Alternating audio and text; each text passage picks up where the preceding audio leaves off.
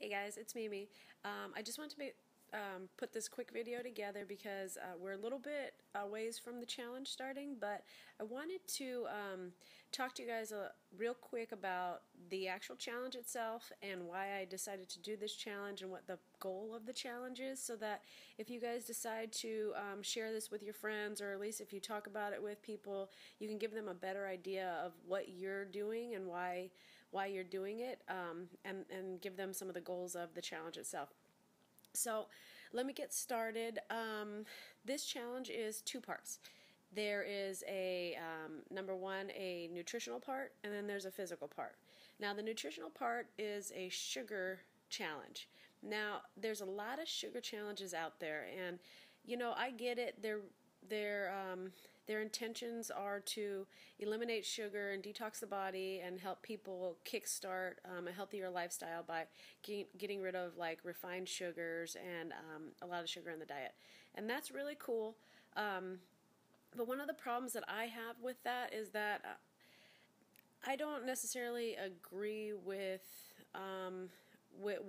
it. So when I say that is I like, you know, short-term detoxes, you know, where it might be like all or nothing type deal for a very short period of time, but to do that you really have to have a goal and a real good reason for doing that. It's got to be part of a health program or a wellness program that you're following, because if not, it doesn't seem to make a lot of sense to me.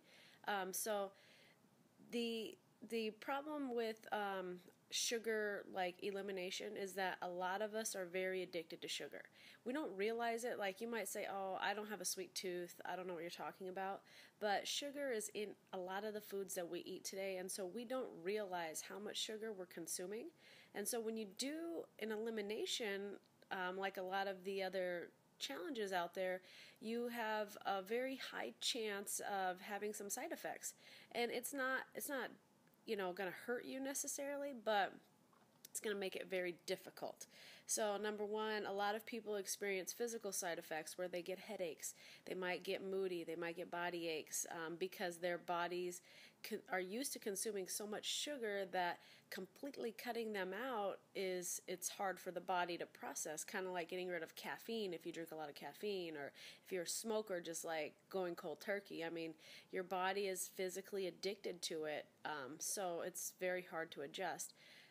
So that's one side effect. The other side effect is when you say you can't have this, you can't have this, what happens? Well, most of the time, what do? All we focus on is what we can't have.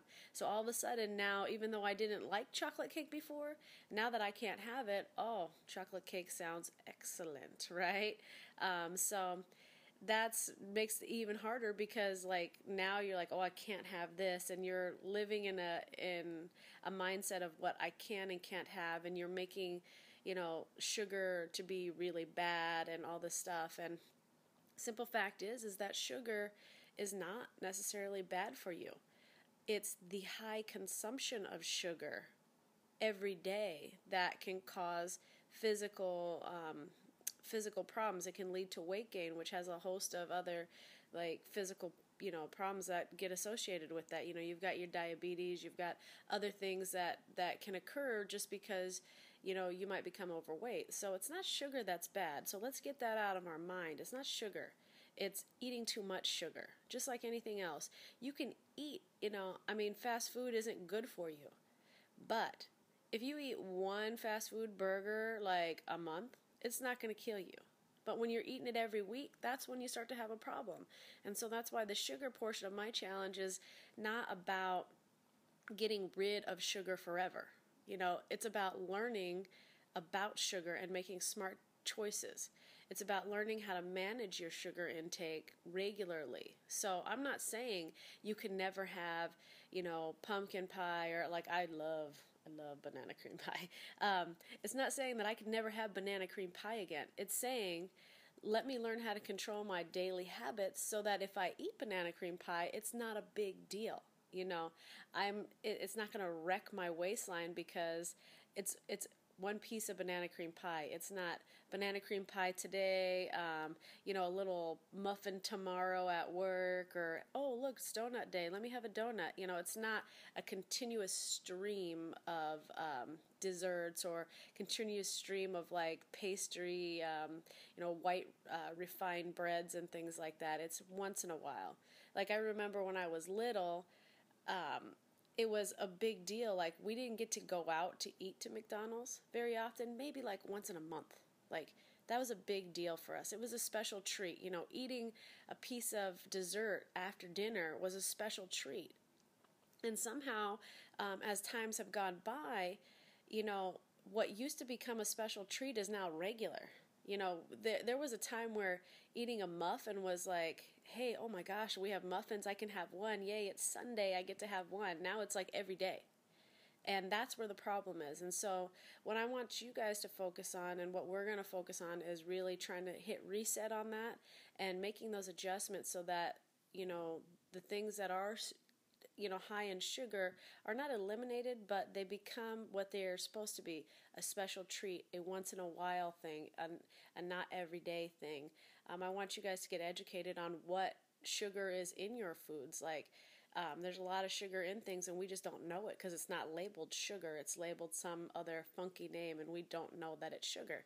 So I want you guys to get educated on that. And then the other thing is I want you to learn about some sugar alternatives, because there are natural sweeteners that, they don't taste exactly like sugar. So I'm not going to lie to you and say that honey tastes just like sugar, because it doesn't. It tastes like honey, but it's sweet. It's a sweetener, not sugar. So I want you guys to learn about some natural sweeteners and experiment with those, because you might find that you like something else a little bit better, and you could actually be having, having some sweets in, your foods and stuff, and it is a little bit better for your body. So we'll learn about that. And then the other thing we're going to learn about is, we're going to be here as a group. We're going to be open and honest and share, and it's going to be a very safe environment. There'll be no negativity, no judging people. But we're going to basically talk about what our triggers are, especially when it comes to food. Do we have certain triggers? Are we emotional eaters? Maybe, maybe not. Do we have trouble saying no to things at parties? Maybe, maybe not. Let's talk about that, figure out what our triggers are, and then figure out a really good action plan for each of us to follow. So we'll do that, and we'll talk about our successes, because right now it's the holidays, and it's a really tough time of year. If you have trouble saying no to sugar, it's a tough time of year, and some people can gain 10, 20 pounds just in like the month of November and December. So I don't want you guys to end up feeling guilty and feeling like you have to make some crazy New Year's resolution because, you had troubles during November and December. So that's it for sugar right now. I mean, I could go on and on, but I'm not. The other part of the challenge is the squat challenge. So you can go on Pinterest and you can look up squat challenge, and there are tons of them. I mean, it's not hard to find a squat challenge. And so when I was thinking about this, I had a really tough time deciding if I was going to do this or not, because there are a lot of them out there. But the problem is I didn't feel comfortable promoting any of them. And the reason is because, the challenges, I like the spirit of the challenges. The challenges were created, I think, so that it'll get people to become active. Just doing something. Squats, do something every day, and be successful over time. And I think that's where they were going with the squats, and they were trying to build people's confidence by increasing the number and that kind of stuff. The problem I have with it is that it's like a lot of them.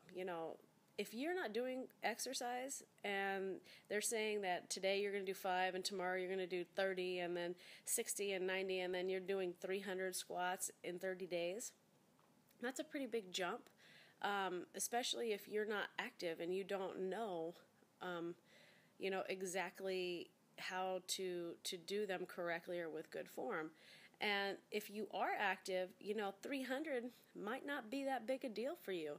I know it sounds crazy. I know it does. People are like 300 squats, yeah, right.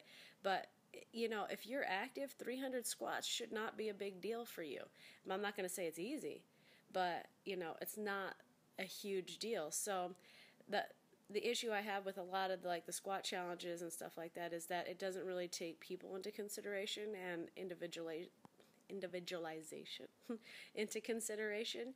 So that's why I can't, feel comfortable promoting those. And so I was thinking of how I could do my own version that takes each person into consideration and isn't some crazy, let's do 50 today number, because I've done the squat challenges and I know people are like, oh shoot, I forgot yesterday. So now they're doing 50 today that they're supposed to do, and then they were supposed to do 40 yesterday, so now they're doing 90 today, and they're rushing through. And I bet you anything that they're not doing the squats right, and they're just rushing just to say, yep, check it off, I've done it.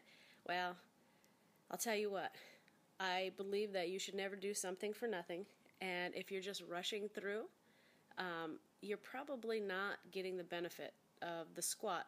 And so it makes no sense to even do it if you're just going to rush through and not do it right.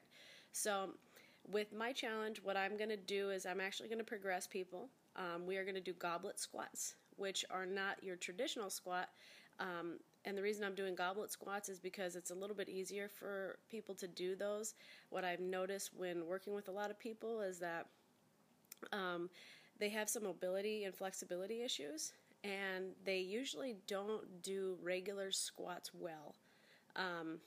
They hinge forward and they don't get in the full squat. They're not pushing their butt back far enough, and so they're not getting the full benefit of the squat, and you really have to watch them.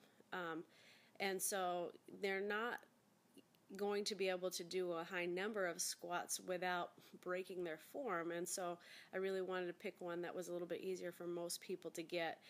So I'm going to put some video instructions on how to do it and some variations there in my pin posts. I'll include those links when I create those videos, but I'm going to put instructions on how to do it. The other thing is that I'm going to ask that, people, I was going to say if you're worried, but I'd really like it if, you guys would just do a quick little cell phone video, just kind of like how I'm doing now. Quick little cell phone video of yourselves doing the squats so that I can look at them and make sure that you guys are doing them right. My job as a coach is to, number one, motivate you, encourage you, inspire you, but I want you guys to do something, with good form and correctly so that you can see progress. So I'm going to set every week, we're going to have a goal for the week, and then I'm going to create a single post with the goal for the week, and then as you guys accomplish those goals, I'm going to want you to pin your responses beneath my post so that we can all see each other's responses and encourage each other and help each other out. For those of you who do follow through and do the videos, I'll provide a link to what that video should look like so that I can actually watch it. The reason why I want you to do the videos is, because I want you to make sure that you're doing it right. But the other thing is that I want it to be an educational tool for everybody. A lot of times we might think that we're doing something right, and it turns out we're not, and it's good for all of us to use that as a learning opportunity so that we can share and learn from each other. So don't be embarrassed about it. Even if you submit it and we say, oh, you have to improve here or do this or do that, don't be embarrassed about it. That's why we're doing this, is to make sure that you're getting the best that you can get. See, I can't be physically out there to watch you guys all. And so this is kind of what I was thinking would be the next best thing. So go ahead and do that. I'm going to put links to those once I get those videos put together for you. And get excited, because this is going to be really fun. Get excited, invite your friends, and let's make this happen, all right? So I will talk to you later.